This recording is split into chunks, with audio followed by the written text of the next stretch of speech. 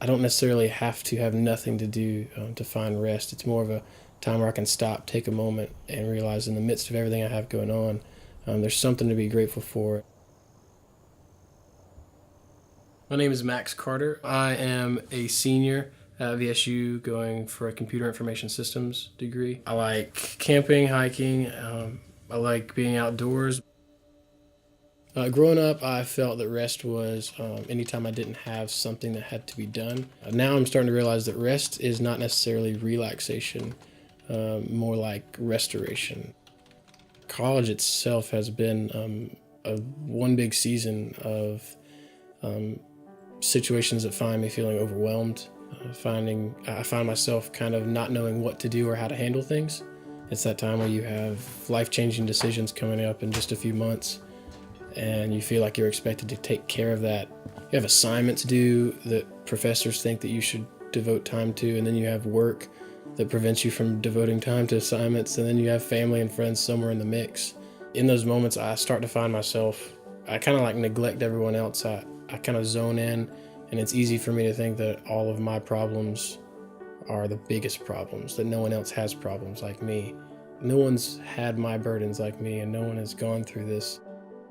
Whatever vision I had of Jesus, those tasks and those responsibilities kind of come in like fog, and they kind of cloud out what I know is the truth. When things start to feel really heavy, I just try and get away, and the only way I think I can do that when I have a lot of responsibilities is I sometimes just pack up and drive. I just like to find an open field. Sometimes I read, sometimes I just recline and sit there. In those moments, I can stop and just remind myself that there's more going on than just the little bubble that I live in. There's more happening than my classes and my schoolwork and my trouble. The burdens that I deal with every day pale in comparison when I think about the ultimate price that Jesus paid for me. The biggest burden that I have before me that often I seem blinded to is the burden of my own sin.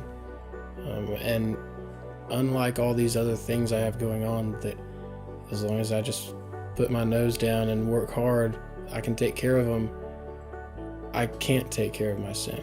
And that's why I need Jesus. That's why I need the love and the grace that he gives me, that he takes that burden of sin and he makes it seem light because I don't carry it anymore. So if he took something so monumental as the sin in my life and the chaos that my life is and was, even more so is he going to be able to take care of school, work, and even the people I come into contact with every day. For a lot of people, rest can take on the form of ignoring what's going on and trying to get away from what is causing your stress. But I don't believe that's how it is for a believer. Rest is not neglecting the things that we have. Rest is more so seeing all the stuff we have and knowing that regardless of how much there is, we are already taken care of, and because of that, we can rest in that and take care of what we have going on now.